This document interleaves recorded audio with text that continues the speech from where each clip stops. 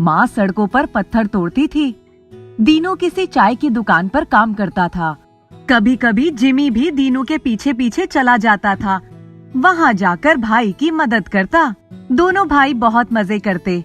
Jimmy हमेशा दीनू के साथ जाने की जिद करता, लेकिन दीनू उसको ये कहकर टाल देता कि तू अभी बहुत छोटा है। तब जिमी उसको अपनी नन्ही नन्ही भुजाएं फैलाकर दिखाता, नहीं भाई, अब तो मैं बहुत बड़ा हो गया हूँ, देखो मैं कितने बड़े पत्थर उठा लेता हूँ। दीनू मुस्कुरा देता। कभी कभी दोनों भाई नदी के किनारे जाकर खूब खेलते। माँ दिन भर थकी हारी आती तो जिमी उसके लिए पानी लेकर आता। गरीबों की बस्ती में 2 जून की रोटी यदा कदा ही नसीब होती। दीनू के घर का भी वही हाल था। एक दिन दीनू चाय की दुकान पर देर से पहुंचा तो दुकान के मालिक ने उसे बहुत डांट लगाई। दूसरे दिन वह दुकान पर नहीं गया। माँ के जाने के बाद दोनों भाई नदी किनारे जाकर बैठ गए। दीनू ने कहा, अब मैं कोई दूसरा काम तलाश कर लूंगा, मेरा मालिक मुझे बहुत डांटता है। जिमी बोला, भाई हम दोनों मिलकर काम करेंगे। उस दिन दोनों नदी के किनारे खूब खेले। घर आकर दीनू ने झटपट खाना चढ़ा दिया। माँ जब घर आई तो देखकर हैरान थी कि पूरा घर भी साफ सुथरा था और खाना भी तैयार था। माँ ने दोनों बच्चों को गले लगा लिया। दीनू ने जब माँ को बताया कि कल से वह काम पर नहीं जाएगा तो उसकी माँ उदास हो गई। जिमी बोला, माँ तुम चिंता मत करो, कल से मैं भी भाई के साथ काम खोजने जाऊंगा। माँ ने दोनों बच्चों को खाना खिलाकर सुला दिया। सुबह उठकर माँ ने बच्चों के लिए खाना बनाया और काम पर चली गई। दीनू और जिमी जब सोकर उठे तो खाना खाकर काम की खोज में निकल गए। दीनू दोपहर तक भटकता रहा, तब जाकर उसे किसी जगह पर सामान ढोने का काम मिल गया। शाम को दोनों घर आए। माँ अभी तक आई नहीं थी। आज फिर दोनों भाइयों ने मिलकर घर की सफाई और खाना बनाने का पूरा काम कर लिया। अब रोज दीनू काम करने जाता। एक दिन दीनू ने देखा कि एक बोर्ड पर लिखा था कि क्रिसमस सेलिब्रेशन प्रतियोगिता में भाग लेने के लिए 10 से 12 साल के बच्चे अपना नाम दर्ज करवा सकते हैं। वह सामान ढोते ढोते वहीं खड़ा होकर देखने लगा। फिर सोचने लगा, मैं भी इस प्रतियोगिता में भाग ले सकता हूँ। फिर उसने सोचा, ओह मेरे पास तो अच्छे कपड़े भी नहीं हैं। उसने सोचा, तो क्या हुआ, एक बार जाकर देखता हूँ, हो सकता है मैं प्रतियोगिता जीत जाऊं।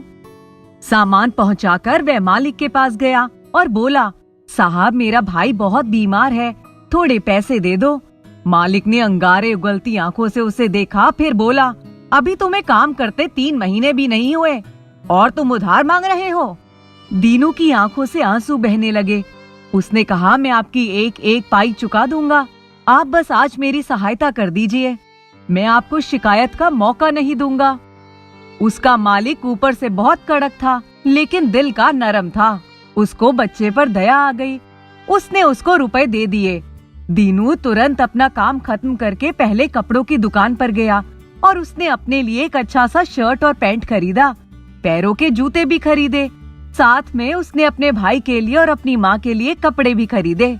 भागते भागते अपनी माँ के पास पहुँचा। उसने माँ को जाकर बताया, माँ मैं एक प्रतियोगिता में भाग लेना चाहता हूँ, क्या पता मेरी किस्मत भी चमक जाए। उसकी माँ ने उससे पूछा, तुम्हें इतने पैसे कहाँ से मिले? तब उसने बताया कि मैंने ये पैसे अपने मालिक से उधार लिए थे। उसकी माँ ने उसे ऊपर से नीचे तक देखा और एक लंबी आह भरते हुए बोली, चलो ठीक है, तुम्हारी अपनी कमाई के पैसे हैं, तुम ये इच्छा पूरी कर लो, लेकिन ध्यान रहे कि अगर मालिक के पैसे तुमने नहीं चुकाए तो हमें उसका भुगतान करना पड़ेगा, हो सकता है हमें फांके भी करना पड़े। दीनू ने कहा, तुम चिंता मत करो माँ। दूसरे दिन वह सोकर उठा तो उसकी आंखों में एक नई चमक थी। उसने सुबह उठकर जल्दी से नहाया और जहाँ प्रतियोगिता होने वाली थी वहाँ जाकर अपना नाम दर्ज करा दिया। दीनू बहुत प्यारा था। उसकी मासूम आंखें बिना बोले ही बहुत कुछ कह जाती थीं।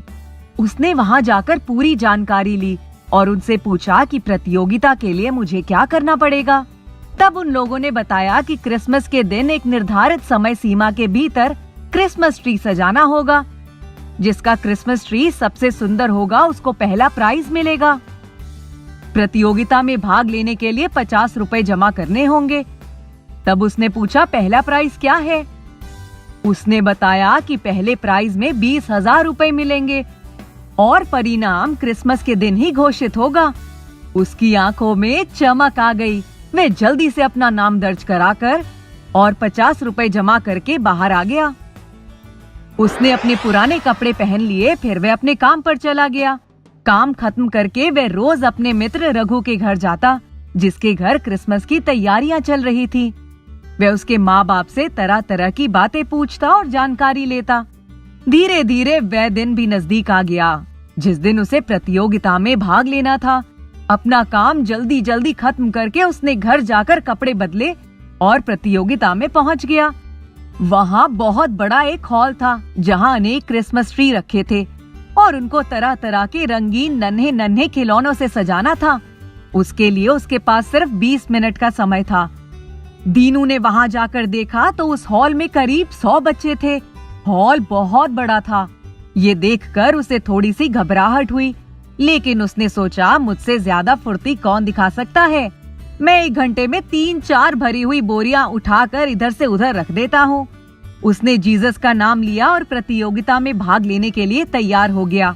जैसे ही प्रतियोगिता शुरू होने की घोषणा हुई, अपने हिस्से का सामान लेकर उसने क्रिसमस ट्री सजाना शुरू कर दिया और 10 मिनट में ही उसने क्रिसमस ट्री को सजा दिया। छोटे छोटे खिलौने, नन्ही नन्ही घंटियां, रंगीन लाइट से क्रिसमस ट्री जगमगा उठा।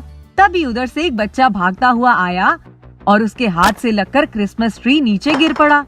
दीनू ने बिना समय गवाए क्रिसमस ट्री को उठाया, 2 मिनट अपनी आंखें बंद की, ईश्वर से प्रार्थना की और बिजली की गति से क्रिसमस ट्री को छोटे छोटे खिलौने, नन्ही नन्ही घंटियों और रंगीन लाइट से सजा दिया।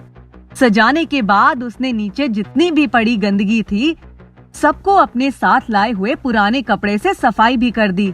उसने एक जगह अपना नाम भी लिखकर लगा दिया और जाकर अपना नाम दर्ज करवा दिया। फिर चुपचाप जाकर एक कोने में खड़ा हो गया। उसका काम पूरा हो गया था। लोग बार बार उसके क्रिसमस ट्री को देख रहे थे। 2 घंटे बाद ही प्रतियोगिता का परिणाम घोषित होने वाला था। वह एक कोने में बाहर ही खड़ा था। उस दिन क्रिसमस था, इसलिए चारों तरफ धूमधाम थी। छुट्टी का दिन था और सभी बच्चे नए नए कपड़े पहनकर अपने माँ बाप के साथ इधर उधर घूम रहे थे। किसी के हाथ में केक था तो किसी के हाथ में आइसक्रीम थी। दीनू भी वहाँ जाकर खड़ा हो गया। वे अपने आप को वहाँ के माहौल में बहुत ही असहज महसूस कर रहा था।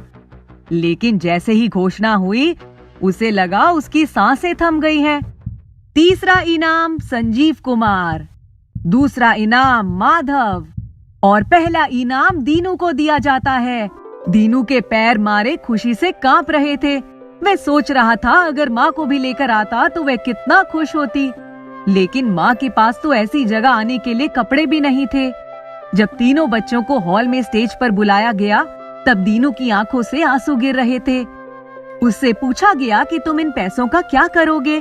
तब उसने कहा, आज का दिन मेरे लिए बहुत ही खुशी का दिन है। इन पैसों से मैं अपनी माँ के सपने पूरे करूँगा।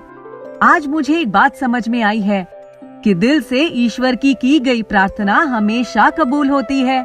इनाम लेकर दीनू अपने घर चला गया। जब उसने अपनी माँ के हाथों में 20,000 रुपए पकड़ाए, तो उसकी माँ ने जोर से उसे अपनी बाहों में समेट लिया और बोली, बेटा, हम तो रोटी जुटाने के अलावा तुम्हें कोई सुख ना दे सके, लेकिन आज जीसस क्राइस्ट की दया से हमें ऐसा उपहार मिला है कि हमारा जीवन कुछ समय के लिए खुशियों से भर गया।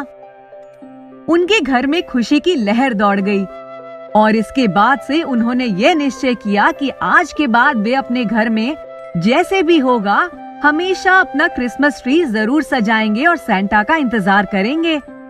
दीनू और उसका परिवार उस दिन के बाद से रोज काम पर जाने से पहले ईश्वर की प्रार्थना जरूर करते और हर साल क्रिसमस का त्योहार बड़े उत्साह से मनाते थे।